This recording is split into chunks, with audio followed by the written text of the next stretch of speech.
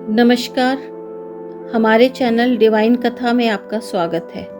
आइए हम आपको सोमवार के व्रत की कथा सुनाते हैं। एक नगर में एक साहूकार रहता था। उस साहूकार के पास धन की कोई कमी नहीं थी, परंतु उसको कमी थी तो एक संतान की। नाम चलाने वाला और धन को संभालने वाला पुत्र उसके नहीं था। पाठ पूजा, व्रत, उपवास, धर्म कर्म वह सभी कुछ करता था।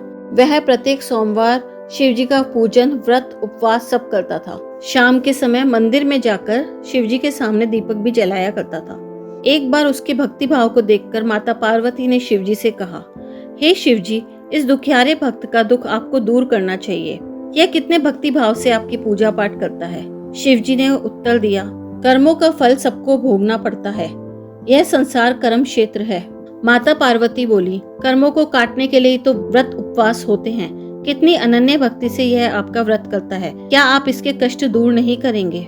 माता पार्वती के आग्रह को देखते हुए शिव जी ने कहा, तुम्हारे इतने आग्रह को देखते हुए मैं इसे पुत्र प्राप्ति का वर देता हूँ, परंतु वह पुत्र 12 वर्ष तक ही जीवित रहेगा। इससे अधिक मैं इसके लिए कुछ नहीं कर सकता। शिव पार्वती जी की यह वार्ता साहूकार ने सपने में सुनी। वह जान गया कि उसके पुत्र प्राप्ति होने वाली है, लेकिन पुत्र की आयु 12 वर्ष रहेगी।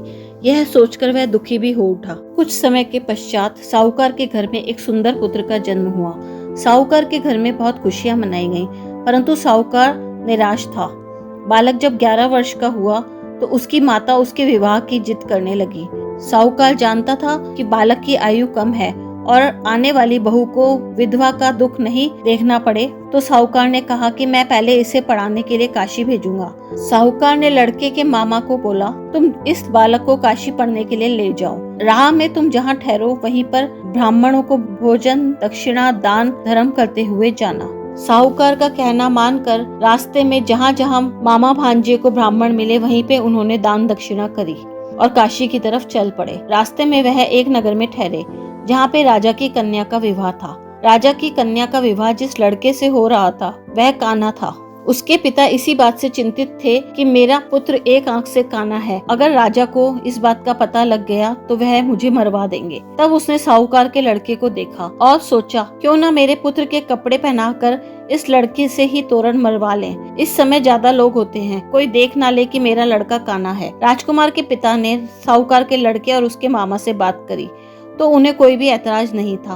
तब साहूकार के लड़के ने राजकुमार के कपड़े पहनकर घोड़ी पर बैठकर तोरण मार दिया। अब कान्हे राजकुमार के पिता ने कहा, आप तो फेरों का काम भी निपटा लो तो आपकी बड़ी कृपा होए। भगवान की अनुकंपा से साहूकार के बेटे के फेरे राजकुमारी के साथ हो गए। जब वह फेरे से उठा तो उसने राजकुमारी की ओढ़नी पर लिख दिया कि तुम्हारे फेरे मेरे साथ हुए हैं और तुम्हारी जिससे शादी तय हुई थी वह राजकुमार आंख से काना है। और वह दोनों मामा और भांजे आगे की तरफ चले गए। राजकुमारी ने जैसे ही यह पढ़ा और यह सारी बात उसने अपने माता और पिता को बताई। माता पिता ने कन्या की बात मानकर उसकी विदाई नहीं करी और बारात को वापस लौटा दिया। थोड़े समय पश्चात मामा और भांजा काशी जा पहुंचे। वहां जाकर उन्होंने यज्ञ करना शुरू कर दिया। लड़के ने पढ़ाई करनी शुरू कर दी। जिस दिन लड़के की आयु 12 वर्ष की पूरी हुई उस दिन मामा को कुछ पता नहीं था। साहूकार का बेटा अपने मामा से बोला कि मामा, मेरी तबीयत खराब लग रही है। मामा ने जाकर कहा, तुम विश्राम करो, मैं आता हूँ। भांजा अंदर जाकर सो गया और कुछ ही देर बाद उसके प्राणों का अंत हो गया। मामा जब अंदर आया और अपने भांजे को मृत पड़ा देखा तो वह जोर जोर से विलाप करने लगा। संयोग से उसी समय शिव और पार्वती जी उधर से निकले। धरती आसमान को हिलाने वाले उस विलाप से देवी पार्वती का दिल हिल गया। उन्होंने शिव जी से कहा, भगवान चले देखें कौन रो रहा है। जाकर देखा तो सेठ का अति सुंदर पुत्र मृत पड़ा था। पार्वती जी बोली, महाराज, यह तो वही सेठ का पुत्र है जो आपके वरदान से उत्पन्न हुआ था। शिव जी बोले, पार्वती जी, आपके कहने से मैंने उसे पुत्र दिया था और सिर्फ 12 वर्ष की ही आयु दी थी, जो कि आज पूरी हो गई है। माता पार्वती बोली, हे महाराज, इसे और आयु दीजिए, नहीं तो इसके माता पिता तड़प तड़प कर मर जाएंगे और फिर उस राजा की अधब्याही कन्या का क्या होगा जो इसकी राह में पलके बिछाए बैठी है। उस कन्या के माता पिता एकमात्र पुत्री का वैधव्य देख पाएंगे, वे भी मर जाएंगे। कृपया आप इसको जीवित कर दीजिए। पार्वती जी के बार बार के आग्रह से शिव जी मान गए और उन्होंने साहूकार के पुत्र को जीवित कर दिया। शिक्षा पूर्ण होने पर वे लोग घर की तरफ वापस चले। वह वैसे ही यज्ञ कराते हुए ब्राह्मणों को दान दक्षिणा देते हुए आगे बढ़े और उसी नगर में है जहाँ उसका विवाह हुआ था। वहाँ पर भी उन्होंने यज्ञ और ब्राह्मणों को भोजन कराया।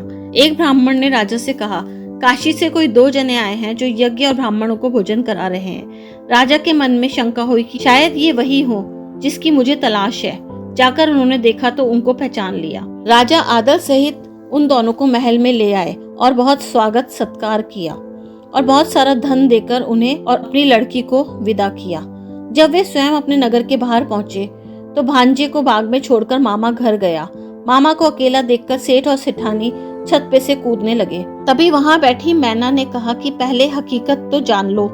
सेठ सेठानी ने सोचा कि बात तो ठीक है, पुत्र की मृत्यु की खबर मिलते ही छत से कूद पड़ेंगे। छत पर जाकर मामा ने बताया कि न सिर्फ आपका पुत्र आया है बल्कि बहुत सारा दहेज और पुत्र वधू भी लेकर आया है। आप उसकी अगवानी की तैयारी करो, नगर में न्योता दो।